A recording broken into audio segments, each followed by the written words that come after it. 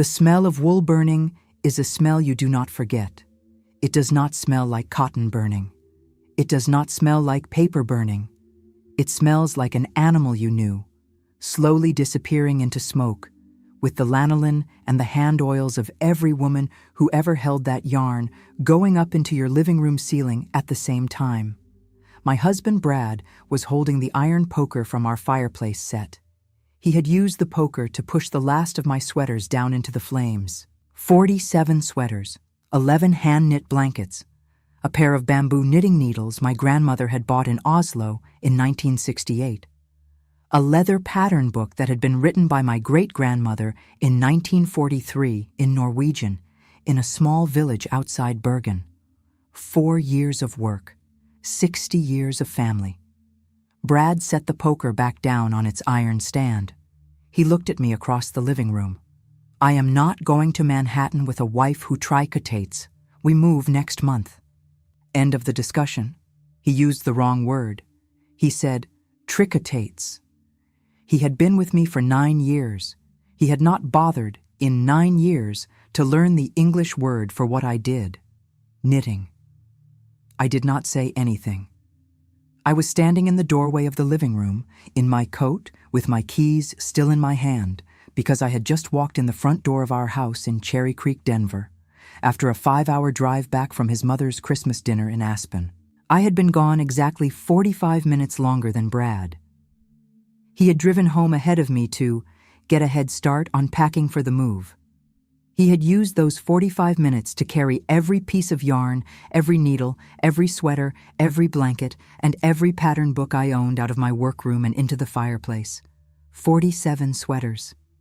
The last one had been a Selbu pattern in deep navy and cream, with 8 pointed snowflakes I had hand-knit 1 stitch at a time over the last 16 weeks. I had finished it the morning we had left for Aspen. I had wrapped it in tissue paper.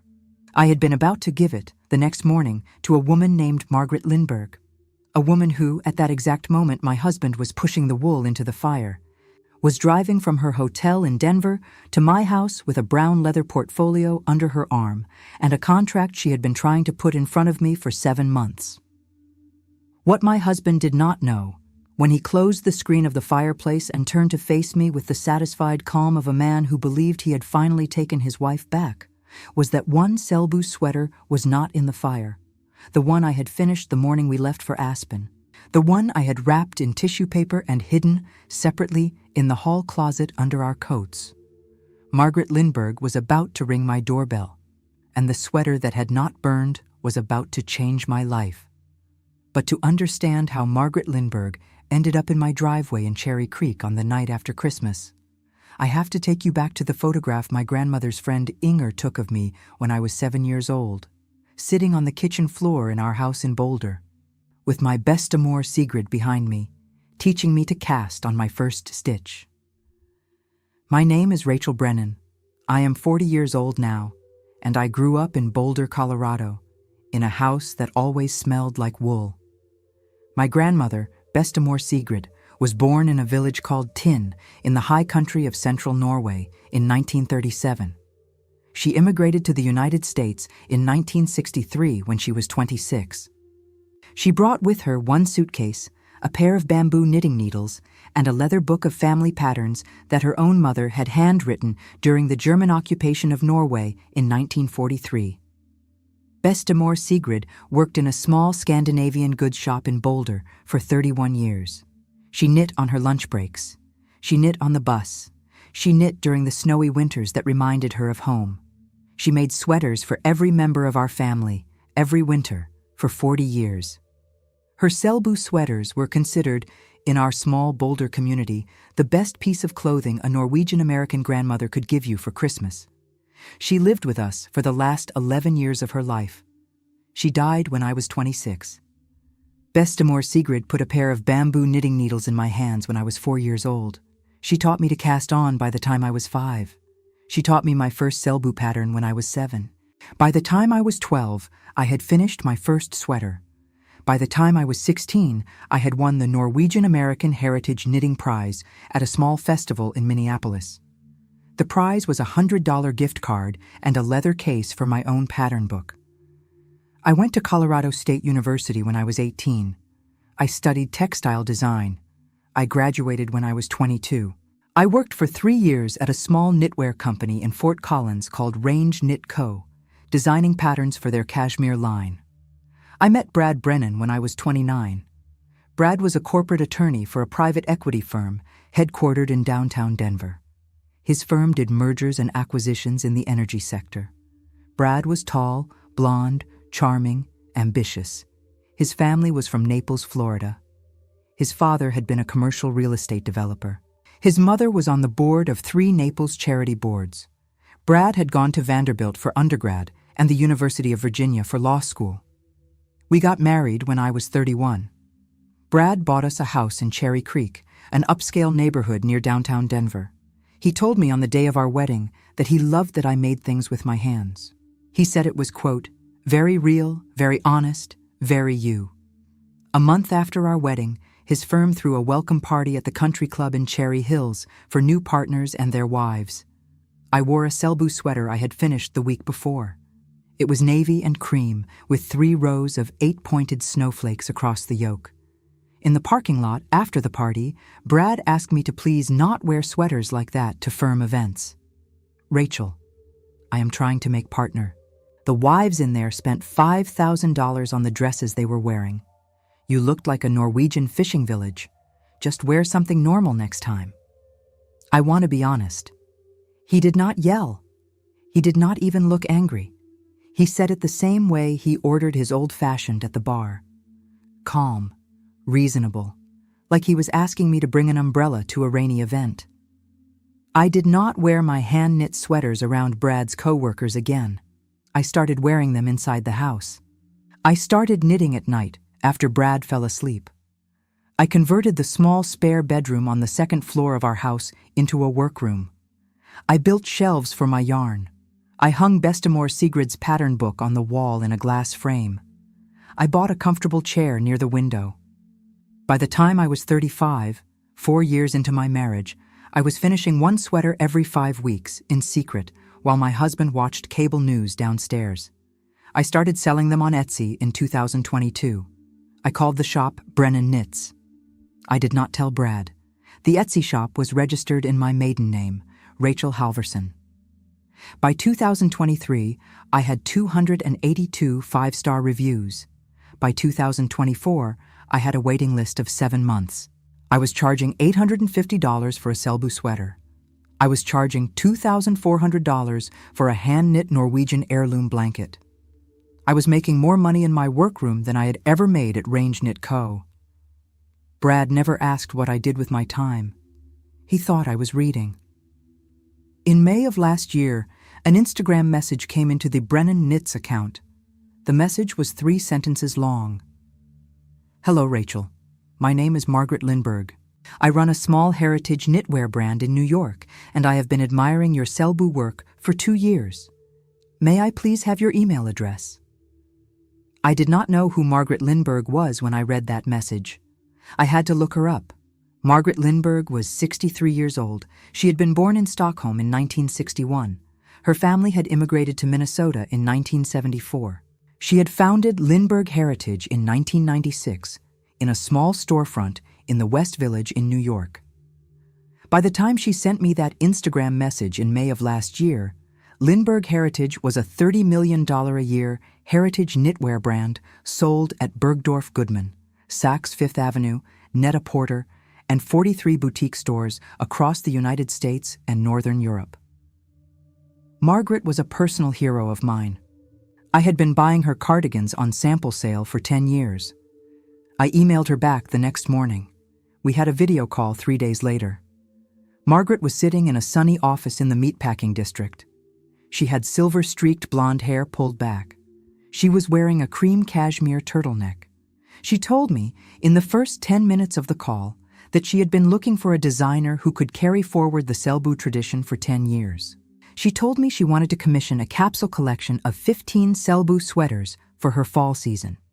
She told me, if the capsule succeeded, she wanted to bring me to New York to launch a sub-label inside Lindberg called Brennan Heritage. The opening offer was a 6-figure first-year contract. I told her I needed 2 weeks to think about it.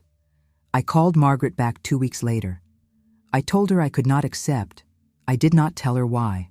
The real reason was that I knew in my bones that Brad would not let me do this. He had told me, 3 months earlier, that he was being considered for a senior partner role at his firm's Manhattan office. He had been talking about Manhattan for years. He had told me more than once that when we moved to New York, our life would be different, cleaner, more focused. He had said in passing that he hoped I had outgrown the knitting thing by the time we made the move.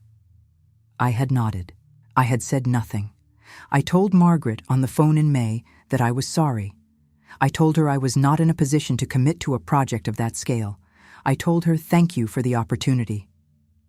Margaret was quiet on the phone for a moment. Then she said, "Rachel, I am going to leave this offer open, indefinitely. Whenever you are ready to say yes, you call me. My direct line is the number on the email I just sent you. Do not lose it." She did not call me again for 7 months. Brad's promotion to senior partner at the New York office came through in October. He told me on a Sunday evening over dinner, "Rachel, we move on the 15th of January. I have already started looking at brownstones in Brooklyn Heights. Mom is flying up next week to help us pack." I asked him what he meant by us packing. "The whole house. We are downsizing. Manhattan apartments are expensive. We are getting rid of about half of our stuff before we go. Including, by the way, that whole knitting room of yours.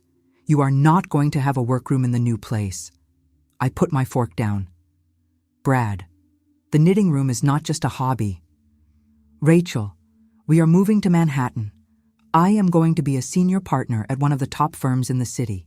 You cannot show up at Plaza Hotel galas with a Norwegian sweater on. We are starting a new chapter. Be excited. This is everything I have worked for." I did not say anything. The next morning, I sat in my workroom and I sent Margaret Lindbergh an email. "Margaret, it is Rachel. I am ready. Can we talk?" Margaret called me within 4 hours.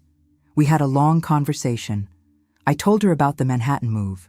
I told her I needed her to keep our work confidential until I was ready to tell Brad. I told her I wanted to deliver one finished Selbu sweater to her, in person, before signing any contract. A test piece, a handshake. Margaret agreed to all of it. She told me she would fly to Denver the day after Christmas and meet me at my house to receive the sweater and have me sign the contract in person. I started the navy and cream Selbu sweater that night. I finished it on the morning of December 23rd, the day Brad and I were leaving for his mother's Christmas dinner in Aspen. I wrapped it in white tissue paper. I placed it in a small white box that I had been saving. I hid the box in the back of the hall closet, behind the winter coats, on a high shelf where Brad never looked. I packed 2 duffel bags for our weekend in Aspen. I told Brad I was ready to go. I closed the door of the workroom behind me. It was the last time that workroom looked the way I had built it. The Christmas dinner at his mother's house in Aspen was, in some ways, a peaceful weekend. His mother, Caroline Brennan, owned a 6-bedroom timber frame chalet in the west end of Aspen. The fireplace in the great room was the size of a refrigerator. There were 10 of us at dinner. Brad's 2 older brothers and their wives, his mother and her boyfriend, an oil executive from Houston, Brad's younger sister Lauren, who was a marketing manager at a publishing house in New York, Lauren's husband, James. I gave Lauren a small Selbu cardigan I had finished in November. It was the same cardigan pattern Bestamore Sigrid had taught me when I was 12. Lauren held it up to her chest. She put it on. She walked to the long mirror in the foyer. She came back into the dining room with her eyes wet. "Rachel, this is the most beautiful thing anyone has ever made for me. I love you." Caroline Brennan, my mother-in-law, set her wine glass down. She walked over to Lauren. She touched the cardigan. She turned the sleeve over to look at the inside seam. She pressed her palm against the chest. She turned back to me. "Rachel, where did you find this?" "I have been looking for a sweater like this for 15 years, Lauren was the one who answered. "Mom, Rachel made it, by hand, last month." Caroline froze for a second. You made this, yourself? Yes, ma'am. Brad was sitting across from me. I did not look at him. I kept my eyes on Caroline. Caroline's voice changed. She had spent 25 years being Brad Brennan's mother, but for 30 seconds at that dinner table, she remembered something else. She remembered being a young woman in the 1970s who had learned to sew her own dresses on a Singer machine in Naples, Florida. She remembered something her mother-in-law had told her the year she got married about how women hold the family together with their hands. Brad, she said, without looking at her son, you did not tell me your wife was an artist. The drive back to Denver was 5 hours. Brad did not speak to me for the first 2 hours. We listened to a podcast about commercial real estate. When we got home, I went into the kitchen to put away the leftovers his mother had sent us with. Brad went upstairs. I heard him walking around in the workroom. I heard him opening drawers. I heard him on the stairs going up and down, twice, 3 times. I heard the front door open and close. I heard the sliding glass door at the back of the living room open and close. I did not understand what was happening until I walked into the living room.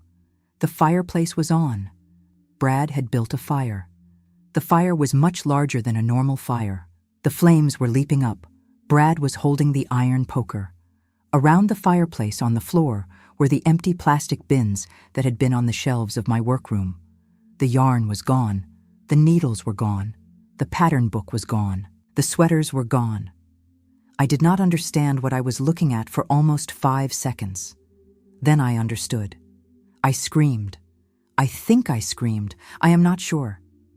The next thing I remember clearly is being on my knees in front of the fireplace with my husband holding me back by the shoulders and the smell of the wool burning filling the entire downstairs of the house. Brad held me. He waited until the flames went down. He waited until everything I had ever made was ash. Then he set the poker on its iron stand. I am not going to Manhattan with a wife who tricotates. We move next month. End of discussion. He walked upstairs to take a shower. I stayed in front of the fireplace for 45 minutes. I did not move. I think I was waiting for something, but I could not have told you what. I was waiting for the doorbell to ring. It rang at 11 minutes past 9 in the evening. Margaret Lindbergh was standing on my front porch in a long camel coat and a pair of pearl earrings, holding a small brown leather portfolio under her arm. Her car, a black SUV with airport sticker on the windshield, was parked at the curb. Rachel, I drove from the Brown Palace. I am 30 minutes early. I am so sorry. I think I said hello. I am not sure. She looked at me for 2 seconds. She looked at the inside of my house. She must have seen my face. She must have smelled the wool. The smoke had not cleared from the living room yet. She said, very calmly, "Rachel, sweetheart, may I come in?" I nodded. I walked her into the living room. The fire was almost out. The bins were still on the floor. There was still yarn ash on the bricks. Margaret looked at the fireplace. She looked at the bins. She walked to the fireplace and she looked into it. She turned around. He burned them. Yes, all of them. All of them, yes. She breathed out slowly. She set her portfolio on the coffee table. "Rachel, sit down." I sat down on the couch.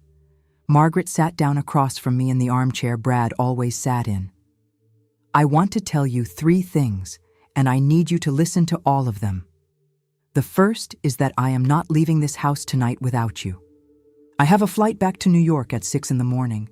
You are getting on that flight with me. We are going to be in my office on Tuesday morning." I did not say anything. The second thing, the contract I drove here to give you tonight, it is in this portfolio. It is signed already on my end. I want you to sign it before I leave. The first year guaranteed advance is $200,000. I started crying. The third thing, Rachel, I need to ask you a question, and I need you to think before you answer it. The capsule we agreed on requires 15 Selbu sweaters by July. He just burned 47.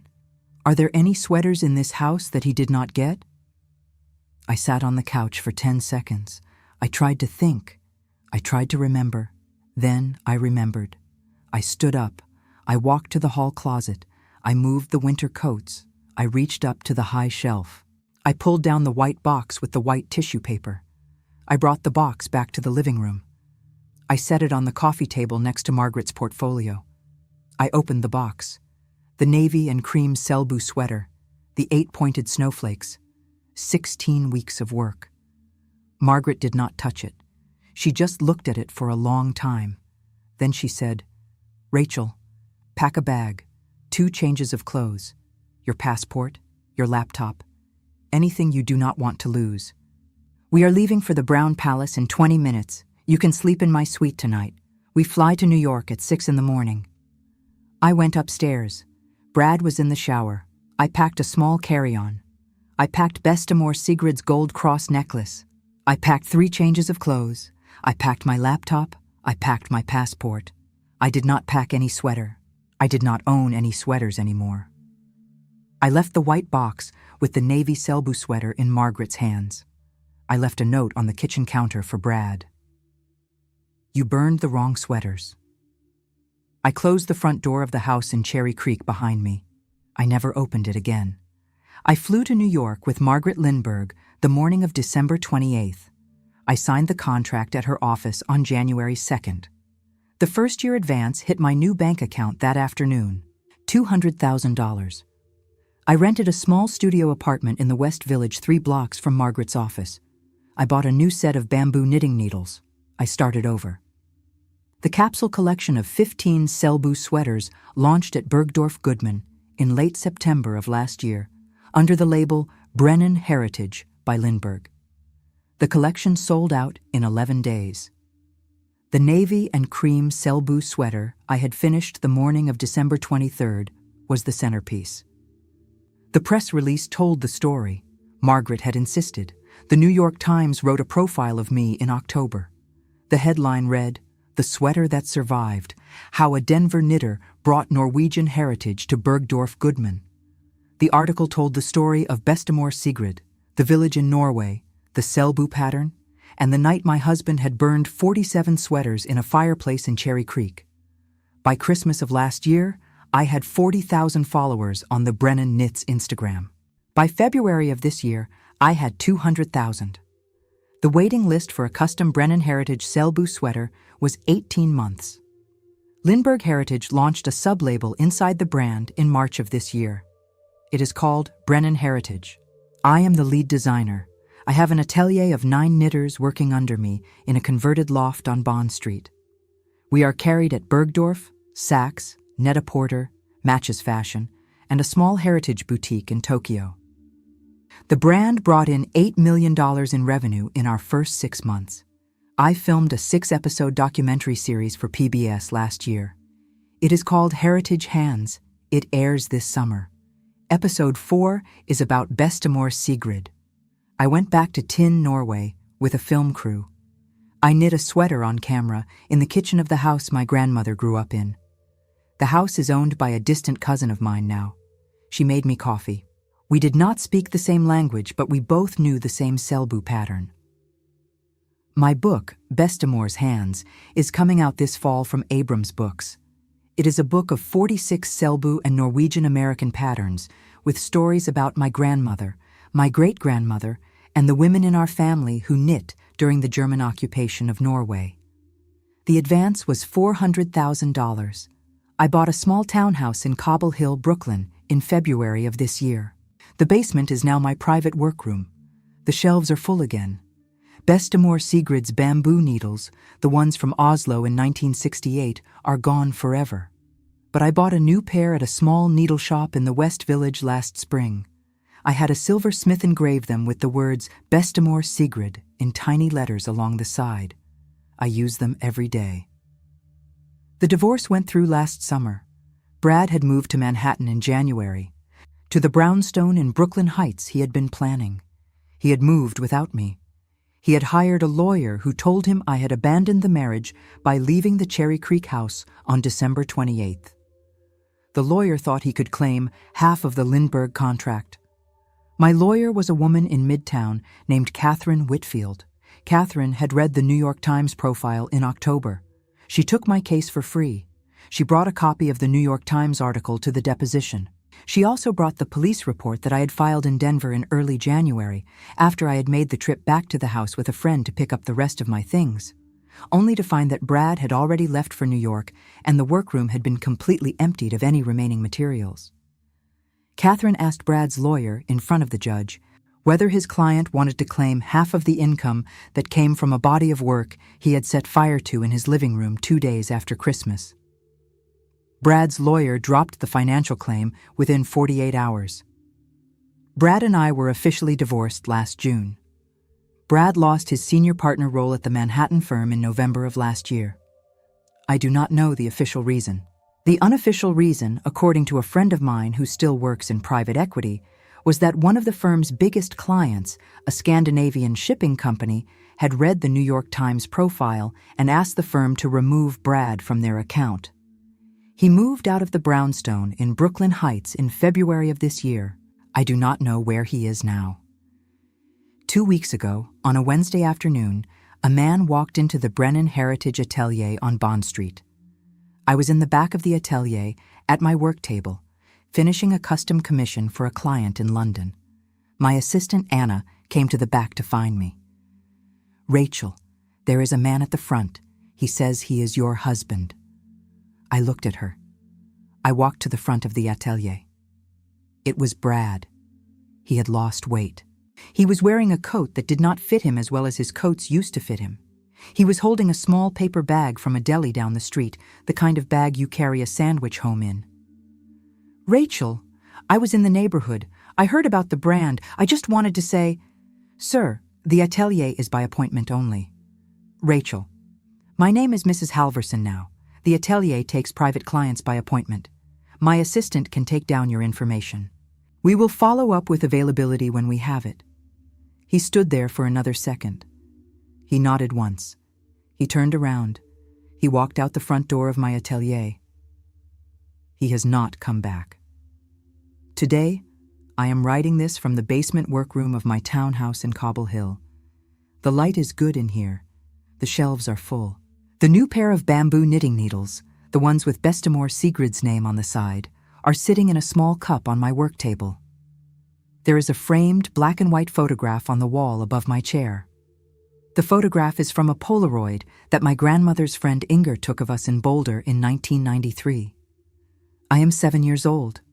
I am sitting on the kitchen floor between Bestamore Sigrid's knees. My grandmother is leaning over me. She is teaching me to cast on. Some men burn what they cannot understand. Some women learn to cast on again.